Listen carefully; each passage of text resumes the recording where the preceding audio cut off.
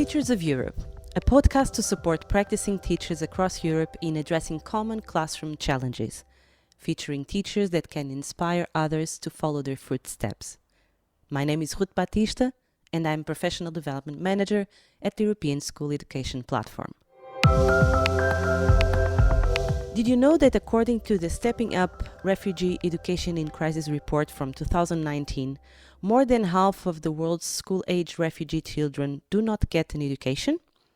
For most of us, education is how we feed curious minds and discover our life's passions. For refugees, it's more than that. It is the surest road to recovering a sense of purpose and dignity after displacement. How can schools play a crucial role in meeting the needs of distressed and traumatized migrant and refugee children? How can we, as educators, support them, but at the same time strengthen our mental health and well-being? Today's episode will be focusing on migrant and refugee integration at school. We will explore ways and practices as well as examples on how to achieve that and promote the well-being of teachers. In this process of promoting effective integration of refugees and collecting examples, we have invited Carol Barriuso to join us today. Carol, how are you today? Hello, Rute. Thank you for inviting me today. What can I say about myself? I'm an English teacher. I'm currently working near Barcelona in Catalonia in a primary school. And I've also been moderating a future group about migrants and refugees inside eTwinning for several years now. And I have some experience developing Erasmus projects linked to the topics of migrants and refugees as well. You as an English teacher being involved in European projects towards the migrant and refugee students for the past 8 years, how do you prepare yourself and also your class for the arrival of these newly arrived migrant and refugee students? I'm not going to lie to you, preparing for this is not an easy task. Some of the migrant and refugee students that come to our classrooms bring very rough experiences and memories. As a teacher, you must remember this and treat them with the utmost respect and love. In my school, we do a lot of work on the emotional intelligence level. We do a lot of work on communicating how we feel, how the others make us feel. We try to help our learners empathize with others. That helps them receive the newly arrived learners with a welcoming and open mind. If we know we are going to have a new classmate, we anticipate this information to the group through some routines. An example of this could be showing them videos that help them put themselves in the shoes of our refugees. Then they read some cases, maybe then we perform role plays where they have to pretend they're part of a family that needs to migrate, and they have to make serious decisions as who will leave, who will stay, if they don't have any resources for all of them, what they will take with them, etc. So these routines are important, but the real work starts when the student arrives to the class. We do a lot of activities to make the integration process as seamless as can be. They range from group dynamics to debates, research projects, and in all of them, we foster collaboration, especially if they're migrants or refugees that have been with us for a while now. It's great. That's really interesting to hear. I don't know if you actually had the opportunity to listen, but we had a webinar on eTwinning with Ilse Derlioen. She's a full professor at the Department of Social Work and Social Pedagogy at the Ghent University. And this webinar was on supporting mental health and well-being of refugee children in school. There's something very relevant that she says, and she says we need to rebuild connection, continuity, and connectedness to support refugee children. For this, we need to look at 3 words: normalization, control, and information. Information for and also from the parents, and you already talk a little bit about that. So she refers about the importance of listening to the parents on what they think about their child and getting, let's say, information from them, feedback from them. So in this way, in this sense, collaboration with the parents is crucial. Teachers should ask about particular behaviors, how to speak to them, facilitate the transition from home, and how to make it a little bit more smooth. And in a way, that's what you referred to a little bit in terms of the preparation. But she also refers the importance of working with interpreters. Do you have any example of how of that you have actually implemented this or not, or have you implemented this in a different way that you would like to share with us? Yeah, sure. An example that comes to my mind is one that I witnessed some years ago. It was a community project in a center for bilingualism in Sweden that collaborated with several schools in the area. They had actually staff that were not really teachers. They were migrants in the past that had been in the country for many years, and they had a good command of the language. So they were invited into the language classes so they could explain their experience and the links and differences they found between their mother tongue and Swedish. So their newly arrived could understand more what these words meant or what they really want to say with some of the expression. Um, but actually, what impressed me the most was the parents' network established in the schools. There was a big effort made into having parents involved into the school community, not only volunteering and attending events and meetings, but also helping other newcomers understand the new reality they will encounter in general matters, but specifically at the school level. So this, I found it really, really interesting to apply it at schools. That's very nice to hear about that involvement of the parents. If you had to give like key steps, let's say one or two key steps, so that the teachers that are listening to us, that they could take at this stage where they need to involve the parents, what advice would you give them? The most important thing is that at schools we organize things so the families can participate in the school environment from the very first moment they arrive. For that, the school has to have a protocol that will list this participation. For instance, the school has to take into account that the language might be a barrier. So it must have some alternative, like having volunteers from the area that will speak the same language. In other cases, it's the child that might be the bridge between the two languages. It also depends the country they come from and how long have they been here. For instance, in our school, when we celebrate the International Library Day, we invite the families to come to tell traditional stories from the culture. But what we promote is that they do this in their mother tongue. And then we have someone translate. In some cases, it's the child that she has enough command of the language, or one of the volunteer that I told before. And well, the final step after the families have been collaborating for a while is that they become an important pillar or support whenever a new migrant student arrives to the school. This is especially important if the learner comes from a country with the same culture and language, but also when they have nothing to do as the experience of the veteran family is always helpful for the others that just arrived. That's very interesting indeed. Um, One hears that schools play a crucial role in meeting the needs of these distressed and traumatized migrant and refugee children. You already mentioned a few examples of how you support your students, and you already gave a few examples of how you actually provide language support examples. Could you refer to any other classroom activities and maybe give us some examples of how you implemented this support? Yeah, I mean, we do different activities, and these activities and the reactions of the children vary a lot depending on the age, the previous experiences of the learner, and their mother tongue. In my case, I teach English, and in some cases, this is a language that the migrant student can use to communicate with her peers. But unfortunately, this is not always the case, as some of the new arrivals did not learn this language in their country. What do we do then? We remind the children that it's important to respect the silent period of their classmate. We remind them that the learner will most probably be sad, anxious, and lost, and that we have to be as supportive as possible. So what we do with these activities to help the people integrate in the classroom, it consists of comparing everyday things between the countries. We compare music, food, sports, clothes, and through this comparison, they get to know how things work in their host country. But they also have the chance to realize that in many cases, the differences are not as big as they could have feared. So, yeah, that's one of the most important activities that we perform in the class to help our students, both the migrant and also our regular students from the country.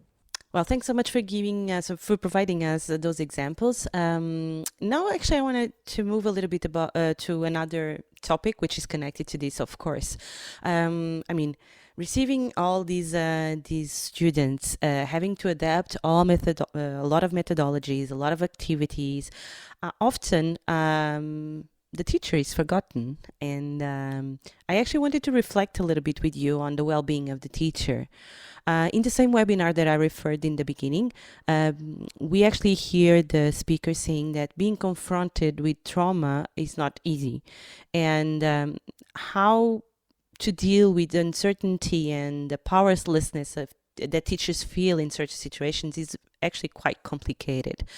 Thus, it is important, very, very important, the teacher's well-being in these circumstances, and how actually teachers care or can care about themselves, to share, to self-care, and to understand the position of the teacher, and what they can influence or what they cannot influence is very, very, very important. And actually, I believe that often this is not addressed, it's not reflected, and often is really forgotten, this key element of all this scenario. What do you have to say about this, Carol? Do you have any examples of actually indeed the well-being of the teacher was not being considered or was forgotten? Well, yeah, as you said, the well-being of teachers is often forgotten. Most of the efforts are directed towards the students. That's why I believe training programs for teachers must address the psychological needs of them. When it would help grow this not only professionally but also personally when we have to address this. I remember one case from a Greek teacher following our course on the platform. She was pointing out that it was impossible for her to have all the teachers at school, local authorities, parents, to embrace their refugee pupils and their families. So, and it was actually thanks to the empathy of few native pupils that they managed to carry out their action plan for inclusion. So she was referring how much alone she felt in her challenge, and she also referred to how that it was making her be overwhelmed with all this, making her job more difficult. But this is just an example out of many more. So it's really we need to address this. I mean, to create a network of teachers is usually helpful because, well, like you have some space and to explain your experiences and to hear from others. But I believe there should be something more like, like psychologists or something external that could help our teachers, apart from previous preparation in training programs, something from outside that could help our teachers not feel so overwhelmed in front of something that should be a priority. I mean, children are our priority, right? But yeah, the well-being of the teacher who's taking care of the children, it is also a priority. Do you have any examples of actually this support that was given to a specific teacher in this area, of course, the area of well-being? Do you have any example or any other story of a teacher that actually needed this support during an experience in the classroom, and it was indeed supported by the school? I'm afraid there are not many examples because some of the teachers are usually shy of sharing how they feel about that. And it's something that it's often taken into privacy, like one teacher to another.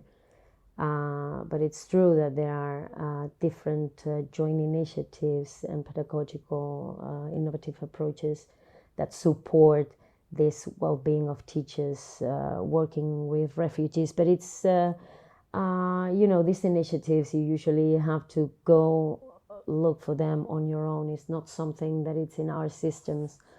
We are not ready for that, even though we have been receiving migrants and refugees, and not only for years now. Yeah, maybe that's something that we need to indeed consider to give you even more support to our teachers. Actually, in the webinar, there are some school-based preventive interventions.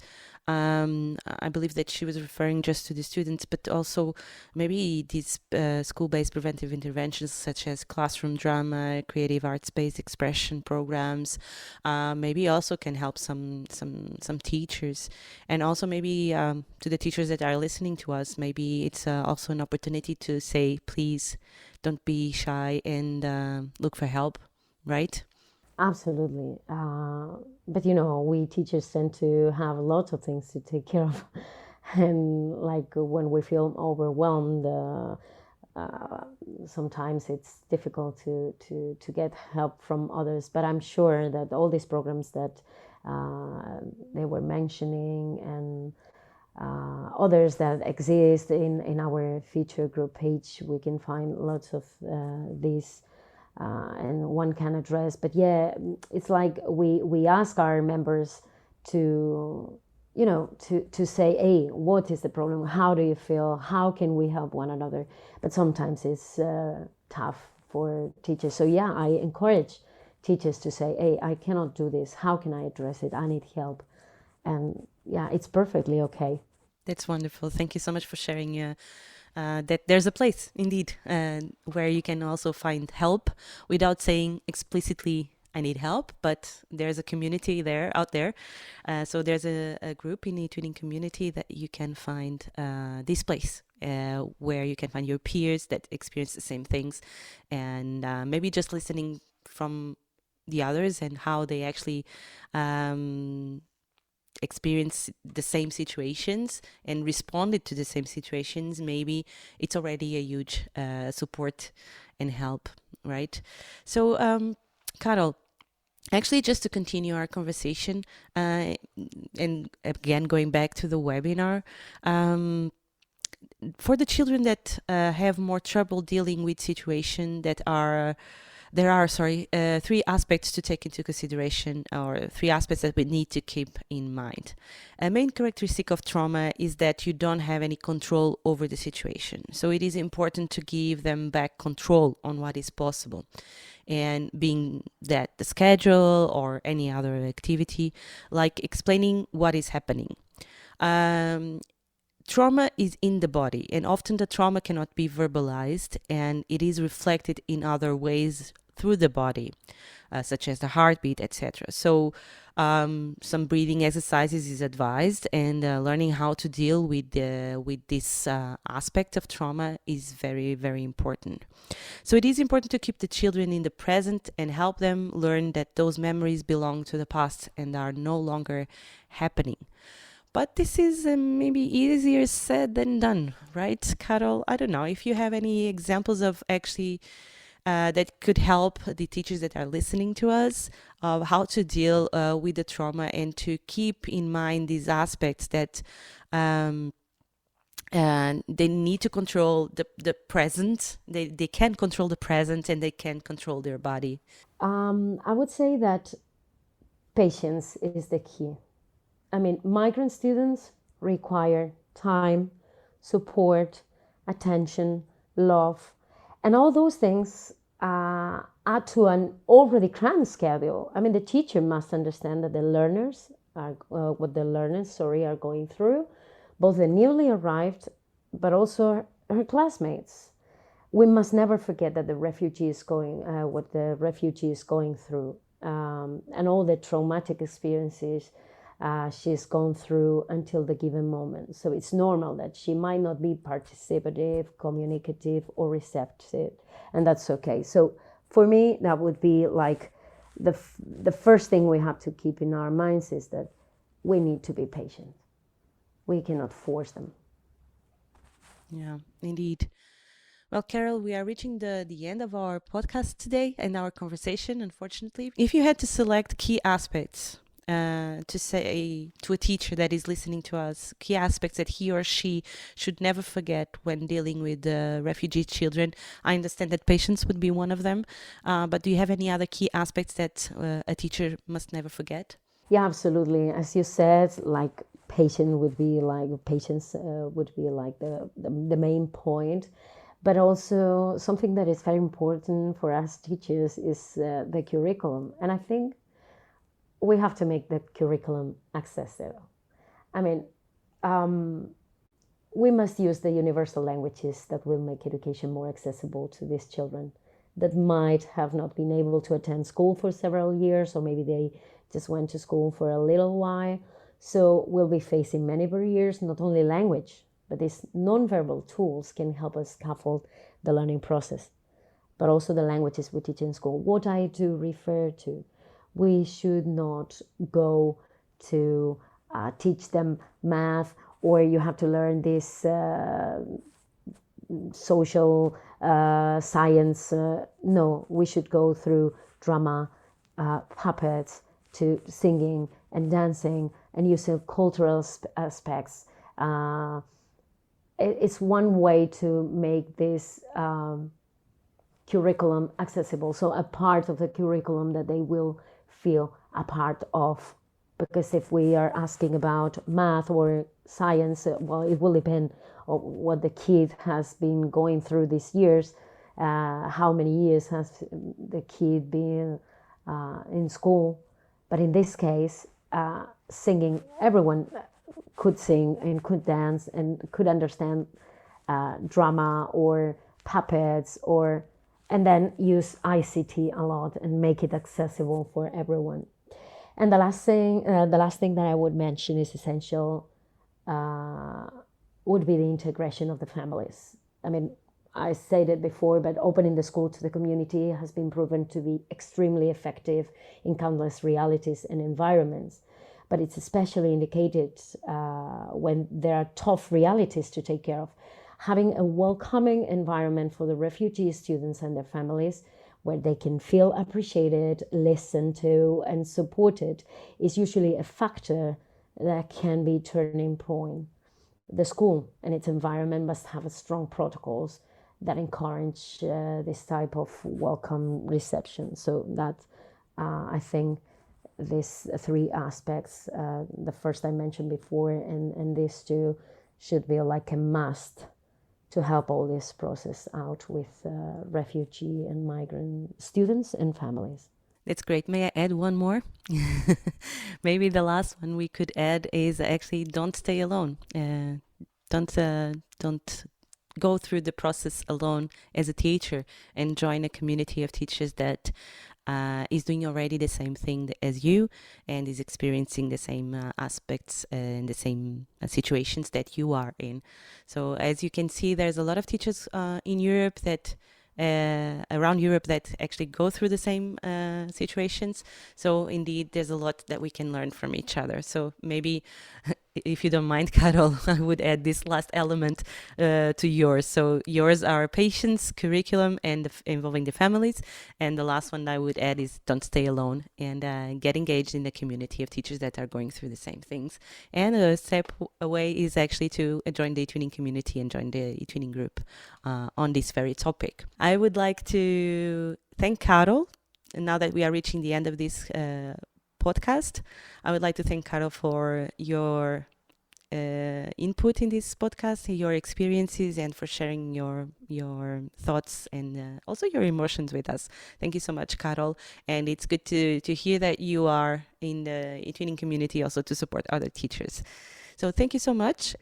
So yeah, thank you so much, Rute, for inviting me, for having me here today. It's my pleasure to be able to share not only with you, but the whole community, the European community, and not only all these experiences. And just one last sentence that I would like to add after your comments on the future group.